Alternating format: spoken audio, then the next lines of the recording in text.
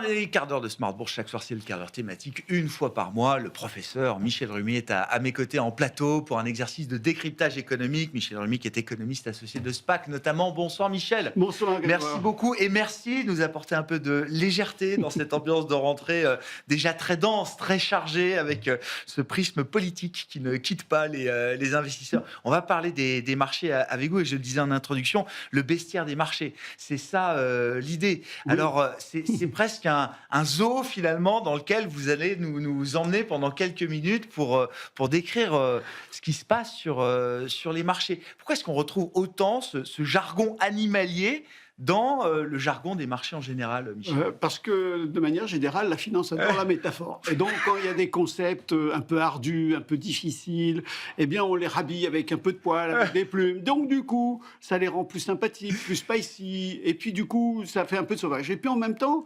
les animaux parlent à l'instinct des investisseurs. Et donc, du coup, c'est plus imagé. Donc, on comprend un peu mieux les tendances des marchés. Ça fait partie de notre imaginaire collectif. Donc, alors, allons-y, rentrons dans le zoo. Donc, les mammifères terrestres, déjà, sont bien placés dans ce zoo. Et oui, de manière générale, on entend souvent parler de taureaux, hein, les bulls et les ours aussi, les bears. En fait, c'est ceux, les grandes stars des marchés financiers. Et quand on s'intéresse au comportement des taureaux, eh bien, on s'aperçoit que quand ils attaquent de bas en haut, c'est-à-dire en levant la tête et les cornes. Et donc, souvent, les commentaires relatifs à des marchés haussiers, eh bien, sont appelés des bullish, ou du moins sont qualifiés de bullish, c'est-à-dire que les cours ont une tendance à monter, de s'envol, éventuellement. Le coup de corne du taureau, quoi. Exactement. En revanche, quand les ours, en fait, quand les commentateurs considèrent que ça sent mauvais ou qu'on risque d'avoir une baisse des cours, eh bien, leur discours est souvent qualifié de bearish, c'est-à-dire que les cours vont baisser. Pourquoi ? Parce que tout simplement, les ours, lorsqu'ils défendent ou attaquent de bas en haut avec leurs griffes. Et c'est donc, effectivement l'explication la plus logique que j'ai trouvée effectivement derrière ces terminologies bull and bear. Bon, là c'est le classique. C'est le fondamental. C'est-à-dire qu'après quelques semaines ou quelques mois sur les marchés où vous vous intéressez à la vie boursière, vous allez très vite rencontrer ces notions de bull et de bear. Mais il y a forcément plus exotique dans ce zoo. Tout à Michel. fait. Et notamment, on va parler de pandas et de kangourous. C'est le cas notamment bien lorsque on va prendre des sociétés étrangères qui viennent solliciter des investisseurs chinois. Eh bien, ils vont émettre cette dette en yuan. Et donc, on parlera de panda bonds.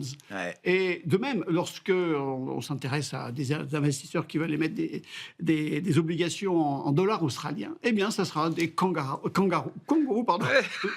Kangourous bonds australiens. Voilà, exactement. Et donc, du coup, voilà, on arrive à ces aspects un peu, je dirais, très imagés encore. Oui, puis il y a le kiwi pour la Nouvelle-Zélande aussi, etc. Bon, quittons effectivement la sphère terrestre pour plonger dans l'univers marin. Là aussi, on retrouve toute une panoplie de terminologie animalière. Tout à fait. Le premier, ce sont les requins, les requins financiers, les sharks.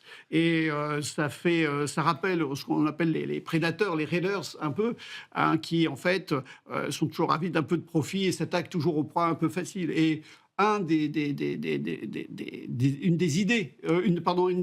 images les plus, on va dire, les plus connues de la finance mondiale, c'est Carl Icahn, qui, dans les années 80, prenait des positions tellement agressives et des stratégies tellement, je dirais, audacieuses, que ça a été ce type d'illustration de requin de la finance.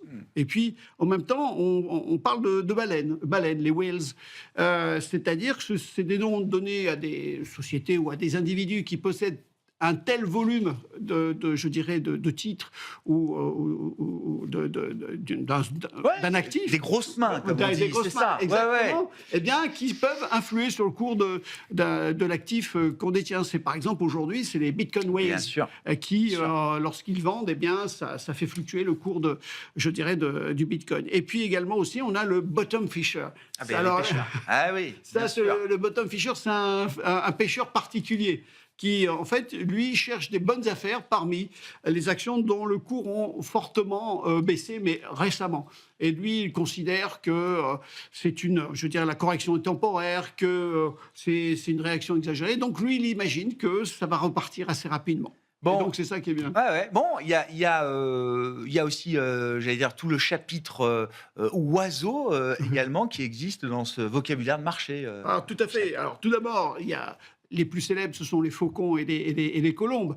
Et on retrouve notamment, pour qualifier les politiques monétaires, on a les faucons, c'est les hawks, qui, eux, souhaitent une politique monétaire plutôt restrictive et qui va se traduire par des taux d'intérêt relativement élevés. Donc, leurs discours seront qualifiés de hawkish. Et puis, on a les colombes, qui est plutôt une politique monétaire accommodante. Et là, bien sûr, on va dire une baisse des taux de manière générale, et on va avoir un discours dovish. Et c'est ça qui est... Je suis étonné que vous n'ayez pas mis la chouette, Michel, parce que ça, c'est la nouveauté depuis Christine Lagarde. Elle-même s'est définie comme une chouette entre ces faucons et ces colombes, qui sont effectivement les animaux historiques par lesquels on décrit les banquiers centraux. Pour l'instant, il n'y en a qu'une, c'est elle.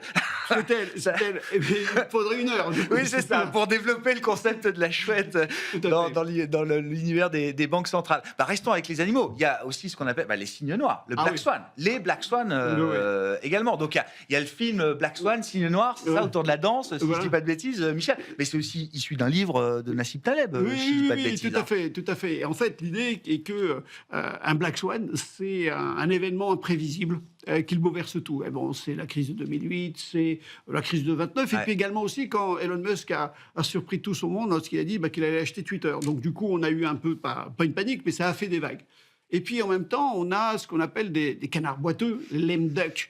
En fait, c'est le fait, ce sont des entreprises en difficulté, souvent en fin de parcours, et qui survivent péniblement avant la noyade financière, on va dire ça comme ça. Il n'y a pas que des animaux réels, il y a également des animaux imaginaires dans ce bestiaire des marchés. Tout à fait. On a la large panoplie et on commence notamment avec la licorne. Ouais. La licorne, c'est une jeune entreprise, une start-up qui a une croissance, on va dire, très rapide, très fulgurante et dont la capitalisation atteint plus d'1 milliard d'euros. C'est le cas en France, par exemple, de Blablacar ou Doctolib. Et puis, en même temps, on a les dragons. Les dragons, en fait, ce sont les obligations de dragon. C'est en fait des obligations émises par des entreprises, on va dire, asiatiques, dédiées ou destinées à la population, à des investisseurs de la même région, mais libellées on va dire en devises étrangères, généralement en dollars ou en euros. Quel est le but? C'est qu'en fait, ces investisseurs veulent bien prêter à la population locale, mais veulent se couvrir contre le risque d'une dévaluation locale. Et donc, du coup, ils préfèrent prêter en... Donc, les panda bonds, si je reprends, parce qu'on parlait des panda bonds, ça, c'est de la devise locale. Voilà. Et les dragons, là, on est en devise dure, comme on dit, c'est ça. Hard currency, c'est ou le dollar ou l'euro, c'est ça. Tout à fait. Là, c'est parce qu'on suppose qu'on va avoir des problèmes locaux. Et donc là, on est bien couvert là-dessus. Qu'est-ce qu'on trouve d'autre comme animaux? Alors oui, il y a les chiens du Dow Jones, Dogs of the Dow. Oui, qu'est-ce que c'est que ce concept-là?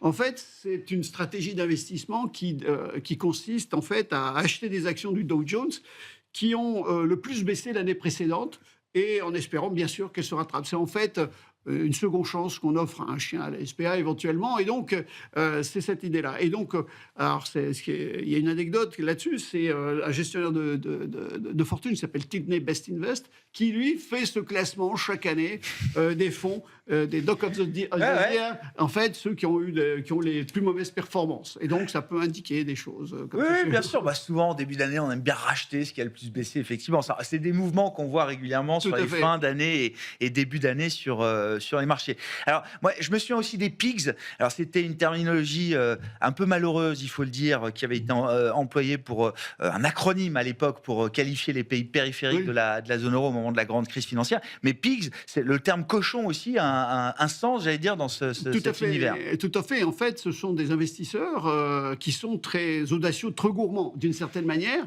et qui en veulent toujours plus. C'est-à-dire qu'ils considèrent que les arbres vont monter jusqu'au ciel. Et donc, ils cherchent, jusqu'à finir par tout perdre. Et donc, il y a un dicton qui dit à Wall Street, c'est Bulls make money, bees make money, but pigs get slaughtered. Ça veut dire que les marchés boursiers haussiers, on gagne de l'argent, baissiers aussi, mais les pigs, généralement, ils Se font égorger. Ouais, c'est ça. Ouais, ouais, ouais, ouais. Et donc, ils sont plutôt à éviter si vous avez des amis ou des investisseurs dans ce cadre-là.